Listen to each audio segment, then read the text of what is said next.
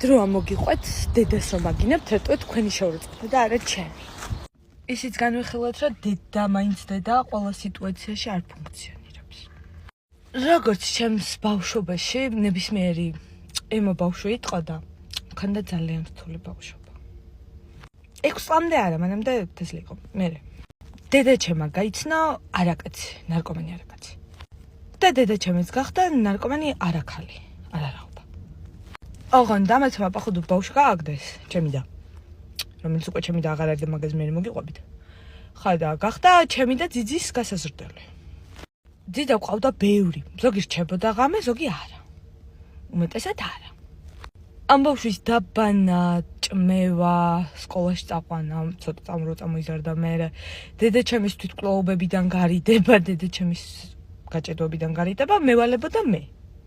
8 წლის რა ვიყავი, ეს არაკაცი დაიჭირეს და ბაბუაჩემი ძალიან კაი ტიპი იყო, ფულიანი პახოდუ და ბაბუაჩემი დააშორა ესენი ისინი რომ დაიჭირეს რა.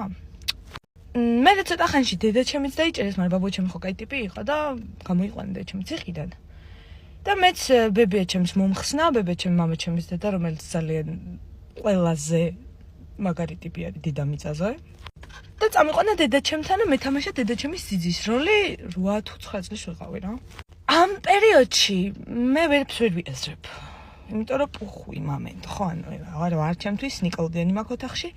ძინავს, მღვიძავს. მე რა რო ტუალეტში ვერ გავდივარ, იმიტომ რომ ზალაში ბუნაგია მოწყობილი და იჩხერენ. არა უშავს. სხვა დროს მოფსავ. ამასობაში გავხდით 11 წლის და გავიჩინა პირველი მეგობარი და დავინახე რომ ნორმალური არ არის ეს ამბავი რა. ოჯახი რაღაც მეთქი. ოკეი. მე გავიჩინა მეორე მეგობარი, რომელმაც ძალიან დიდი როლი ითამაშეს იმაში, რომ ადამიანი ვარ. იმის თქმა დამავიწყდა 6-დან 9 წლამდე, რომ იმოვანზე და დიაზეპამზე და რაღაცებზე მაგზავნდა ხოლმე ღამის 3 საათზე აფთიაქებში. თუ რომელიმე ის მიყურებთ ფარმაცევტი, გამარჯობა. აი. ხა და ბაბუაჩემ და დედაჩემ შეყვანა მეტადონის პროგრამაში. ხა ჩემი აზრით ერთი ხუია ყველა ნარკომანი, ხო ხვდებით, მაგრამ ვითომ პოლიციას რო არ ჩაედო და შეებრუნებინა ციხეში თუ რაღაც მსგავს რაღაცაები რა, ანუ ხო ხვდებით და ბაბუაჩემიც ნუ უკვე აღარ იცის რა ქნას რა, იმის გარდა რომ მე ძიძად გამომიყენოს და მოკლედ ამ დედაჩემს რა თქმა უნდა ეს მეტადონი არ ყოფნის და აყოლებს ბაკლოსანებს და მე მაცივარი ეცემა და მაცივრის ქვეშ ძინავს და სვამს დიაზეპამებს რომ დაიძინოს და ტუალეტზე ძინავს და წვავს სახლს სიგარეტებს ისვრის. ჩემი ტანსაცმელები ყველა დამწვარია, იმიტომ რომ სიგარეტები ან დედაჩემი არ არსებობს. ბაბუაჩემი ინახავს, თუ გინახავს, მაგრამ დედაჩემი როგორც ასეთი პიროვნება არ არსებობს. ნუ ხანდახან ვიღაცა ყლეკაც გამოჩნდება ხოლმე, დაივლის ხოლმე, ივლის და ნინო და მანცო და რაღაცა და მე ეს ყლეკაც ისევ წავა ხოლმე, რა თქმა უნდა. მინდა გითხრათ რომ დედაჩემი თვითონ ეჯმევინებდა ხოლმე ამ კაცებს და წარმოდგენა არ მაქვს იმ კაცებს თომყურებას რა თქონდათ ეხლა ესეთ ხალი რო გაგეჯმევინებს, თავი როგორ უნდა დაიბრიდო, მაგრამ მაინც. ხა და ამასობაში დავამუღამე რომ ხმის უფლება მქონდა და დავიწყე ბაბუაჩემთან ენის მიტანა. აი ბაბუ მეთქი დედას კიდე ვიღაც ყავს და ის ბაბუაჩემს გაგიჟდებოდა მე მაგას ფულს ახარ მივცემ რაღაცა და დავიწყე პატარა манипуляციები რა რომ აი დედაჩემი იმაშობა ამაში манипуляციები რა უყვებოდი რომ ნუ ესეთი ცუდი ტიპშაა მეთქი რა და მიშველეთ თუ რაღაც მაგრამ ნუ ყველას ფეხებზე ვკიდივარ რა. ბებიაჩემი აქედან იხვეწება მოდი ჩემთან იყავიო მაგრამ ეხა მან და რა ხდება. მე ვარ აქ 13-14 წლის რა. და კი მიწევს დედაჩემის ვენების გადაჭრის გადატანა პერიოდულად და დედაჩემის გაჭედვების, იმიტომ რომ ვერ აზროვნებს პოლიციის გამოძახებები და რაღაცაები, მაგრამ ამ დროსთან თავისუფლება მაქვს ბებიაჩემთან შედარებთან. შემიძლია მეგობრებთან ერთად გვიანობამდე ვიყო და შემიძლია ჩემთან დარჩნენ და შემიძლია რომ რაღაც და რა თქმა უნდა მე 13-14 წელს ასაკში მირჩევნია რომ გარეთ გვიანობამდე ვიყო და დედაჩემთან ვიყო, იმიტომ რომ მე ვერ ხვდები ცუდი რა არის ამაში და ბებიაჩემთან არა. თან მინდა გითხრათ რომ ბაბუაჩემი კი ფულიანი იყო, მაგრამ მამაჩემის დედა ფულიანი არ არის. ანუ თავს ინახავს და თავის შვილებსაც ინახავდა, მაგრამ სახლიც უფრო ცუდ მდგომარეობაში ხა დედაჩემთან რაღაც დიდი დათესლი სახლები იყო, ბებიაჩემთან გასარემონტებელი სახლი იყო, ის იყო მე მეგობრების მიყვანა მწვენო და თუ ვერ გავიგე და შესაბამისად მერჩივნა დედაჩემთან ყოფნა, იმიტომ რომ ბაბუაჩემის ფულს მაძლევდა, მეც დავდივდი აქეთ-იქით, მე პერიოდულად დედაჩემს უვლიდი.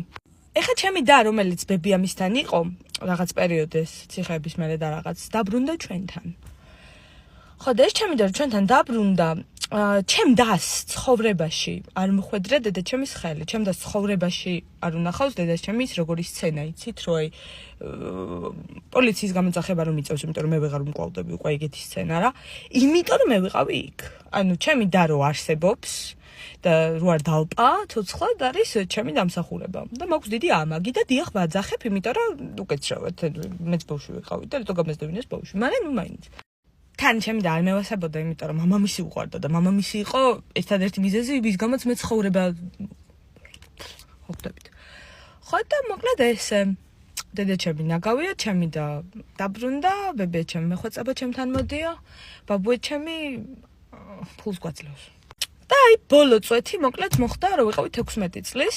მამაჩემი გარდაიცვალა და მამაჩემის ძმაკაცები არიან მსოფლიოში ყველაზე მაგარი ძმაკაცები, ანუ აი მართლა ყველაზე ეგეთი მაგარი ძმაკაცები არც თქვენ არ გყავთ, არც მე და არავის აღარ ეყოლება არასდროს ცხოვრებაში, იმიტომ რომ აი ვერ აგიხსნით რა, კაი ტიპები არიან ხო და ახალი გარდაცვლილი იყო და მამაჩემის ერთ-ერთმა ყველაზე ახლო მეგობარმა მაჩუკა iPhone special edition იყო ახალი გამოსული და ეს იმაჩუკა.